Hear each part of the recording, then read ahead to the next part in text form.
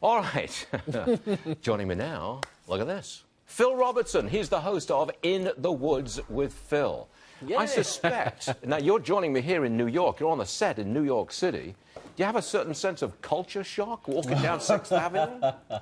After visiting here, it reminded me the words of one Thomas Jefferson.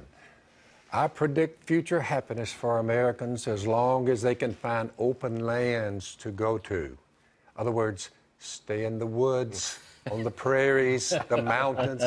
But if we ever get all stacked up on top of one another, he said, as the major cities in Europe will become as corrupt as they are.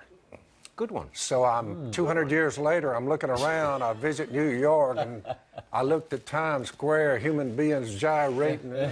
I'm like, Mr. Jefferson. You love it. You love it. It's exciting. Stay in the woods and stay out of trouble. You love it in New York. It's dynamic, it's active, it's going places, it's doing stuff. There's money being made. Spit in any direction, you see money being made. You love it. Speaking of money, yeah.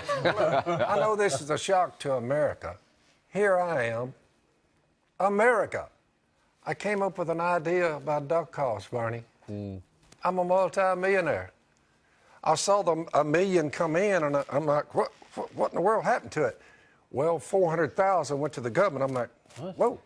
Then the next million would come in. I said, boy, will it take 2 million to get 1.2? I'm thinking, this bunch, here's my point. What fool would say, the last thing we need is tax cuts? I'm like... You're a Trump guy, aren't you? Yeah. What are you talking about? How disappointed will you be if you still have that top tax rate at 39.6% and you still have to pay $400,000 out of every million you make?